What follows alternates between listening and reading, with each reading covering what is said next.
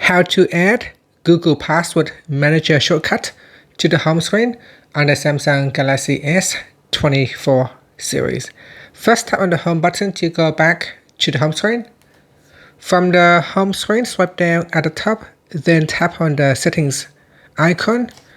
Now in the settings page, we then scroll down, and in here, tap on General Management. After that, go down and tap on Password, Passkeys, and Autofill. Then tap on Google. Next, tap on Add Shortcut to your home screen. And then tap on Add. And that's it. We have now added the Google Password Manager shortcut to the home screen. And when you tap on the password icon on your home screen, that will immediately take you to your Google Password Manager.